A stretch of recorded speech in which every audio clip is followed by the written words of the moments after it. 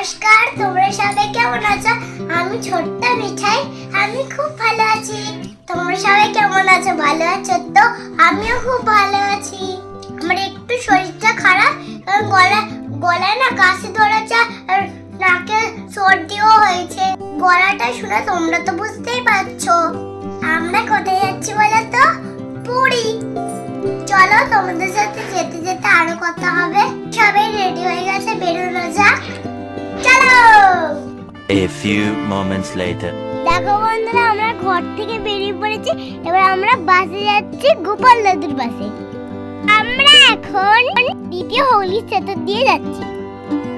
দেখো বন্ধুরা, আমি গ্লাভস পরতে চাইছি না, তবুও বাবাই আমাকে গ্লাভস পরাচ্ছে। এই দেখো মুখটা কিরকম হয়ে আছে। আসলে ঠান্ডাটা খুব বেশি পড়েছে তো, সেই জন্য গ্লাভস পরাচ্ছে। এটা কোথায় বলো তো? আমরা এসে গেছি কোলাঘাটে। এখানে দাঁড়িয়ে তোমাদের সাথে একটু কথা বলে নিচ্ছি। আর এই দেখে এইদিকে মাংস রেডি হচ্ছে, আর এইদিকে হচ্ছে রান্না হবে। এখানে মাংস, ঝোল, ভাত খাওয়া দাওয়া হবে। A few moments later. খাওয়া দাওয়া কমপ্লিট করে আবার সবাই মিলে আবার বেরিয়ে পড়েছি। পরের দিন ভোরের ভিউটা একটু দেখে নাও তোমরা। Wow, fantastic! বন্ধুরা, এটা হচ্ছে পরের দিন। আমি সকাল থেকে ভিডিওটা শুরু করলাম। আমরা এখন কোথায় চলে এসেছি বলো তো? এটা হচ্ছে পঞ্চলিঙ্গেশ্বর। পাহাড়টা দেখো কি দারুণ, আর ওই পাহাড়টা দেখো এর থেকে কি সুন্দর। চলো দেখে নাও। তোমাদের তো বললাম এটা কোথায় বলো তো?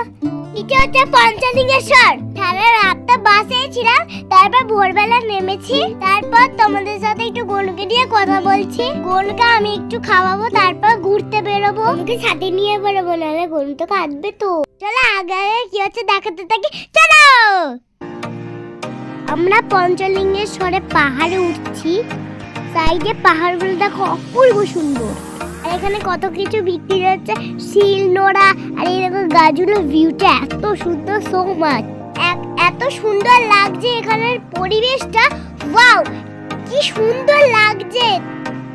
চারিদিকে শুধু পাথর, পাহাড় আর গাছ। এই সিঁড়িটা দেখতে পাচ্ছ, সিঁড়িটা দিয়ে যেতে হবে মন্দিরে। এখানে কত সিঁড়ি আছে বলতে? 311 খানা সিঁড়ি আছে। চলো ওঠা যাক। আমরা সিঁড়ি দিয়ে উঠছি। দেখো সিঁড়ি দিয়ে উঠতে আমার পা পুরো ব্যথা হয়ে যাচ্ছিল। এই দেখো আমি দৌড়ে দৌড়ে উঠছি, আমার পড়ে গেছি। দেখো নীল কালারের জামা পরে, ওটা কে বলো তো? ওটা আমার দাদাই উঠছে। আর সোনামাকে দেখো, সোনামা এমনিতে কষ্ট হয় উঠতে, সেদিন আস্তে আস্তে উঠছে। আমি দেখো এখানে দাঁড়িয়ে আছি, ঝর্ণার জল পড়ছে। আমি একটু ফটো তুলে নেই, আর আমি একটু এমনি করছি ঝর্ণার করে। আর আমি একটু তোমাদের সাথে বকবকও করে নিচ্ছি। ঝর্ণার জলটা পড়ছে, দেখো দারুণ লাগছে বাবা। এখানে মা বাবার সাথে একটু ছবি তুলে নিলাম, ভিডিও করলাম। তারপর আবার মন্দির থেকে ফিরে এসেছি। এখন তোমাদের সাথে কি বকবক করছি বলো তো? আমি তোমাদেরকে বলছি আমার খাওয়া দাওয়া শেষ হয়ে গেছে, তোমাদের আর শেয়ার করতে পারি। কি খেয়েছি বলতে? মাছ, ডাল আর মাছের ঝাল করেছি। আমি একটু ঝোলটা খাইনি, সেই জন্য মাছটা তুলি। খাওয়া দাওয়া শেষ করে আমরা আবার বেরিয়ে পড়েছি। এটা হচ্ছে পঞ্চলিঙ্গেশ্বরেরই একটি গ্রাম। খুব সুন্দর গ্রাম। দেখো তোমরা, ধান কাটা হয়ে গেছে। দেখো পুরো খালি মাঠ। জানো তো বন্ধুরা, আমরা বাসে করে ঘুরতে এসেছি, ট্রেনে করে আসিনি।